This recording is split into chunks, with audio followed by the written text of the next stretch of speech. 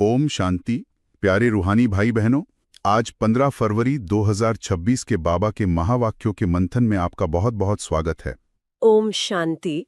स्वयं बाप दादा हम बच्चों के साथ अपना और हमारा हम सबका जन्मदिन मनाने आए हैं। एक अविनाशी स्नेल का जन्मदिन। जी हाँ, बिल्कुल। और इस जन्मदिन के अवसर पर बाबा खाली हाथ नहीं आए हैं। कभी नहीं आते। एक बहुत बड़ी खुशखबरी, एक सुनहरा मौका लाए हैं, खास उन बच्चों के लिए जो शायद सोचते होंगे कि हम तो बाद में आए हैं, हमारा क्या होगा। जी, जो थोड़ा लेट हो गए। हाँ, बाबा ने कहा कि जो लास्ट में आए हैं वो भी फास्ट पुरुषार्थ करके फर्स्ट डिवीजन में आ सकते हैं। ये तो बाबा की हम बच्चों पर असीम कृपा है, असीम रहम है। और साथ ही बाबा ने उपहारों का आदान प्रदान भी किया है। जी। बाबा ने हमसे व्यर्थ की समाप्ति का एक दृढ़ संकल्प उपहार में मांगा है। और अपनी तरफ से एक दिव्य सौगात दी है। हाँ, वो सौगात ये है कि अगर हम 90% तीव्र पुरुषार्थ करेंगे तो बाबा 10% ग्रेस मार्क्स देकर हमें संपूर्णता तक पहुंचाएंगे। मतलब सफलता की गारंटी। पूरी गारंटी। तो चलिए आज बाबा के इन्हीं स्नेह भरे, शक्ति भरे महावाक्यों की गहरी गुफाओं में उतरते हैं और एक एक रत्न को बहुत प्यार से अनुभव करते हैं। जी अवश्य। बाबा ने आज शुरू में ही जो कहा, जीरो बाप अपने हीरो बच्चों से मिलने आए हैं, इस एक लाइन में ही जैसे पूरा ज्ञान समाया हुआ है ना? बिल्कुल। कितना गहरा अर्थ है इसमें। बाबा भी जीरो यानी अशरीरी, निराकार। और हम बच्चे भी। हाँ, हम बच्चे भी जब देह अभिमान में थे, अपनी आत्मिक शक्ति खोकर बिल्कुल जीरो बन गए थे। और उस जीरो को बाबा ने हीरो बना दिया। कितना सुंदर कनेक्शन है ना। बाबा हमें हमारी असली पहचान याद दिला रहे हैं। हम वो आत्माएं नहीं हैं जो देह के भान में विकारों के वश होकर अपनी सारी शक्ति गंवा चुकी थी। सही कहा।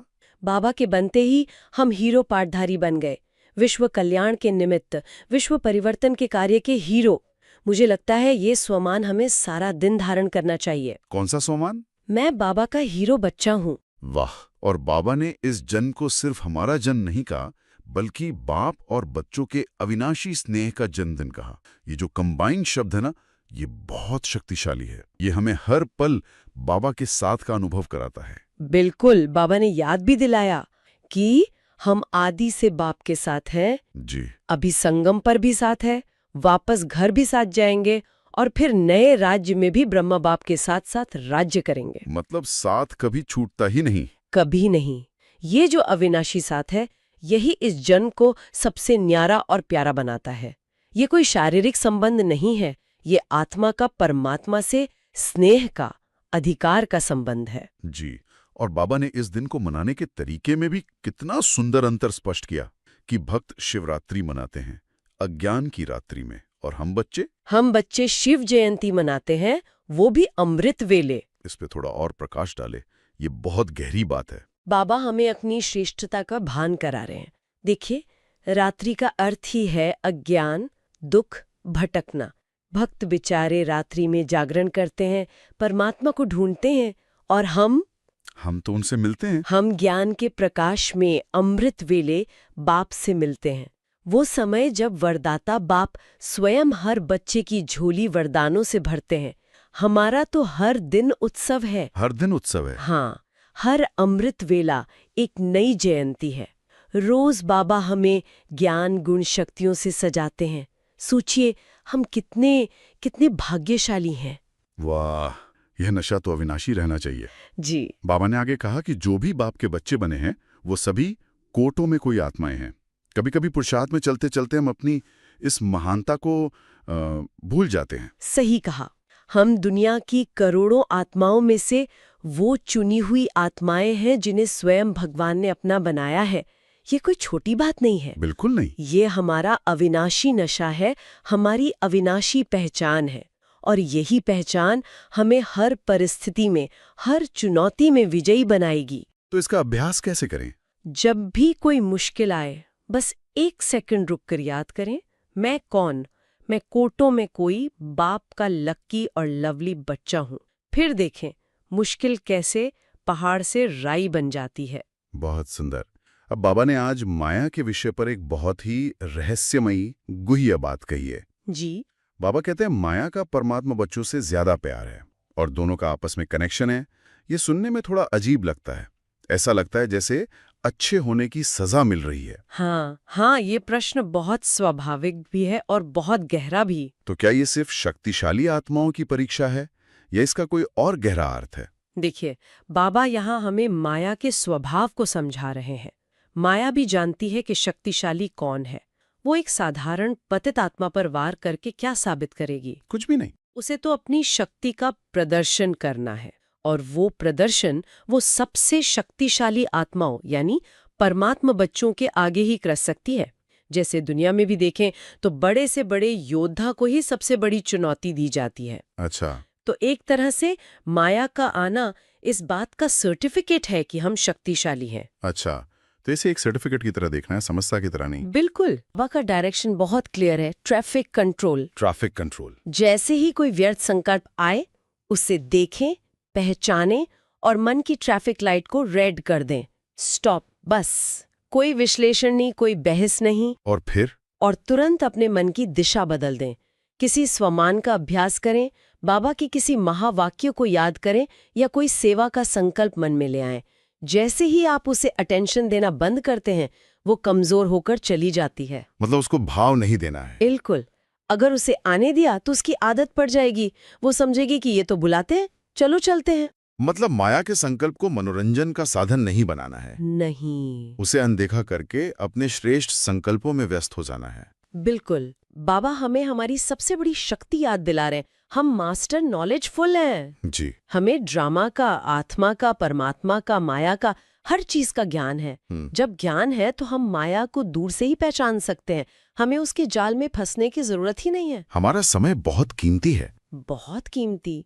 वो विश्व परिवर्तन के कार्य के लिए है, माया से लड़ने में गंवाने के लिए नहीं। तो अगर माया को दूर रखने का तरीका अपनी शक्तियों को व्यर्थ ना गंवाना है, तो ये सवाल उठता है कि हम उन शक्तियों को कहाँ निवेश करें। और यहीं पर बाबा जमा के खाते का विचार सामने लाते हैं, है ना? जी, कितनी सहजता से आपने दोनों बातों को जोड़ दिया। बाबा एक बहुत कुशल मैनेजर की तरह हमें हमारा बजट, हमारा खजाना याद दिला रहे हैं। हमारे खजाने? हमारे पास दो सबसे बड़े खजाने हैं, संकल्प और समय। और इन खजानों को जमा करने की बैंक सिर्फ इसी छोटे से संगम युग पर खुलती है। सतयुग में तो हम इसी जमा किए हुए खजाने को खर्च करेंगे, वहां कमाने का कोई साधन नहीं होगा। ये बात हमें बहुत गंभीरता से सोचने पर मजबूर करती है। हम दूसरों को तो बहुत सहज कह देते हैं, अब नहीं तो कब नहीं, लेकिन क्या हम स्वयं के लिए इस नारे को उतनी ही तीव्रता से अपनाते हैं? ये बहुत बड़ा प्रश्न है। क्या हम रोज रात को अपना चार्ट देखते हैं कि आज संकल्प और समय के खजाने में कितनी कमाई जमा हुई? यही चेकिंग और चेंजिंग का पुरुषार्थ है। बाबा हमें हमारी जिम्मेदारी का एहसास दिला रहे हैं। ये छोटा सा संगम युगी जन्म ही तो अमूल्य है, क्योंकि इसी जन्म की कमाई सारे कल्प 84 जन्मों तक हमारे साथ चलेगी। पूरे कल्प तक। इसीलिए रोज चेक करना है कि हमारा जमा का खाता कितना है। अभी चलने का समय समाप्त हुआ, उड़ने का समय है, पुरुषार्थ का समय पूरा हुआ, लेकिन अभी तीव्र पुरुषार्थ का समय है। धीरे धीरे रुक रुक कर चलने का समय नहीं है, अब तो तीव्र गति से उड़ना है। क्यों? क्योंकि मंजिल बहुत समीप है। और बाबा क्या चाहते हैं? और बाबा चाहते हैं कि हम सभी बच्चे पहले जन्म से, सतयुग के पहले दिन से ही अपने राज्य भाग्य का अनुभव करें।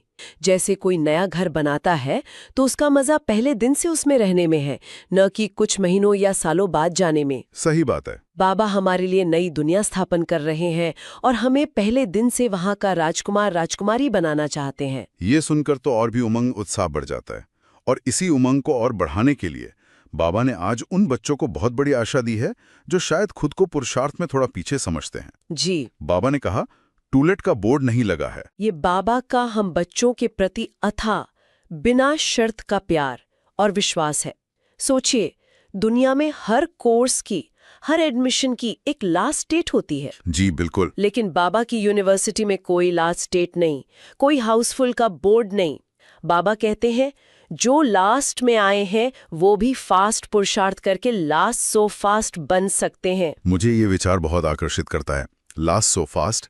लेकिन बाबा ने ये भी कहा कि फर्स्ट नंबर भले ना सही, पर फर्स्ट डिवीजन पक्का है। इसका क्या अर्थ है? थोड़ा और स्पष्ट करें। बाबा बहुत यथार्थवादी है, बहुत प्रैक्टिकल है। देखिए, जो आत्माएं शुरू से ज्ञान में है, जिन्होंने बहुत सेवा की है, उनका पद तो निश्चित है। बाबा कहते हैं वो तो प्रसिद्ध हो गए हैं। हाँ, लेकिन फर्स्ट डिवीजन यानी सूर्यवंशी राज्य के पहले 8 राजाओं या 108 की माला में आना वो अभी भी संभव है। अभी भी संभव है। हाँ, ये कितनी बड़ी गारंटी है। ये ऐसा है जैसे किसी दौड़ में आप सबसे आखिरी में शामिल हुए, लेकिन आपकी स्पीड इतनी तेज है कि आप पहले कुछ विजेताओं में शामिल हो जाते हैं। लेकिन इतनी तेज स्पीड के लिए ईंधन भी तो उतना ही शक्तिशाली चाहिए। इसकी शर्त क्या है? शर्त बहुत कड़ी है, पर असंभव नहीं। जी। बाबा ने कहा, एक एक श्वास, एक एक संकल्प पर अटेंशन।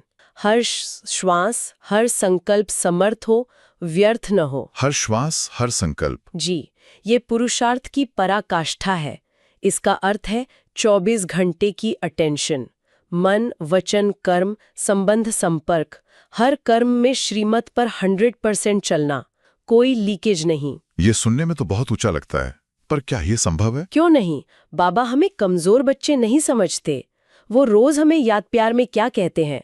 लाडले, सिकीलधे, दिल तख्तनशीन बच्चे, समर्थ बच्चे। समर्थ बच्चे। जब बाबा को हम पे इतना विश्वास है, तो हमें भी स्वयं पर और बाबा पर विश्वास रखकर ये गोल्डन चांस स्वीकार करना है।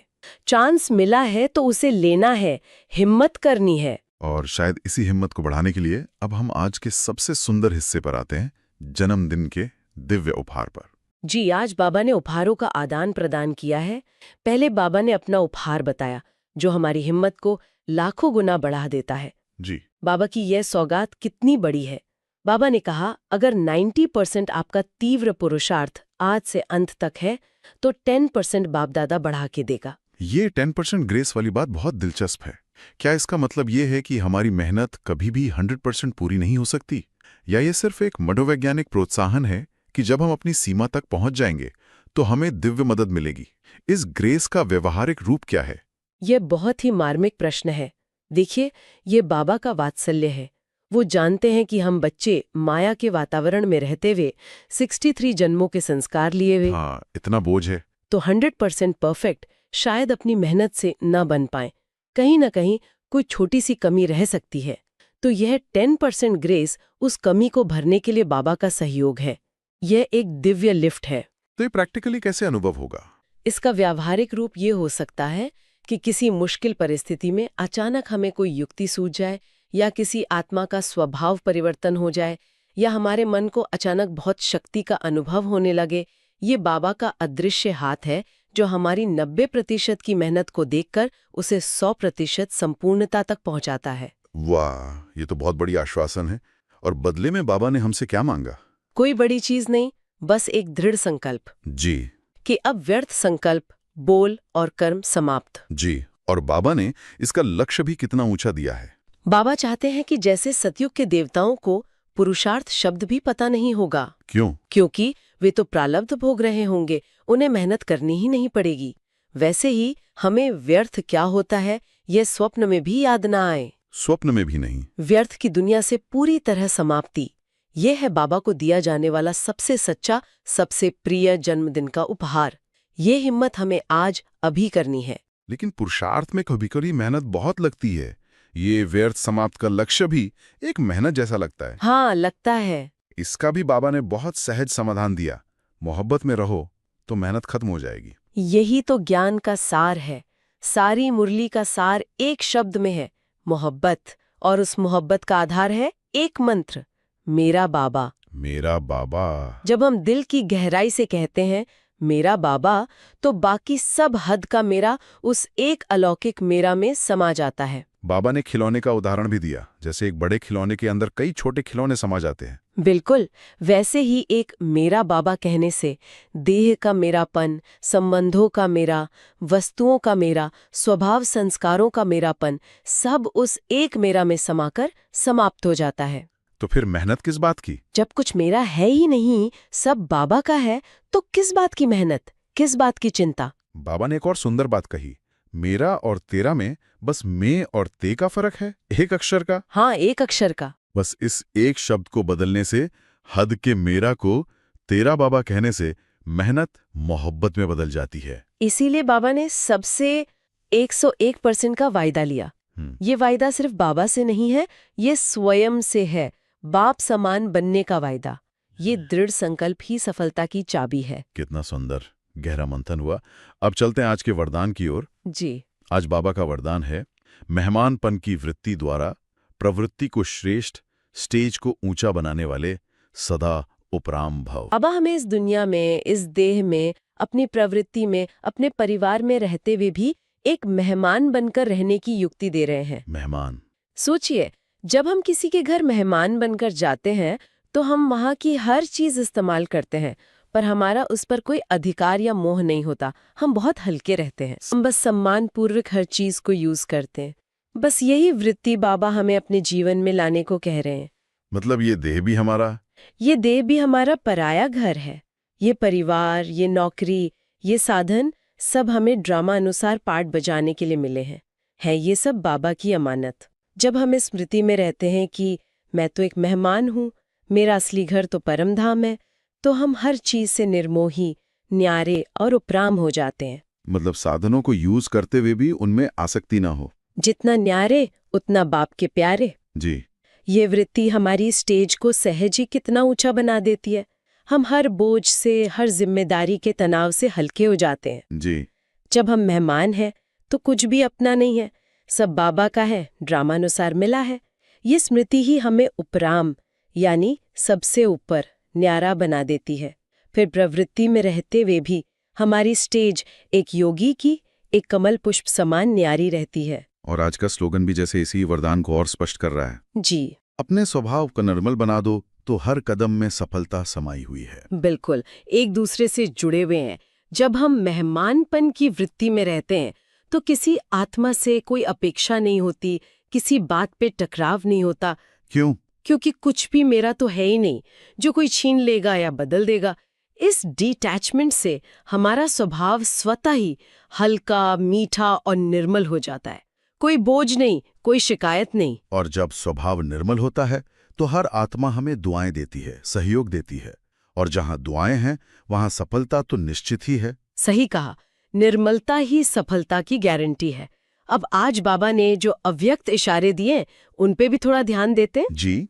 आज के अव्यक्त इशारे में बाप दादा ने एकता और विश्वास पर बहुत बल दिया है।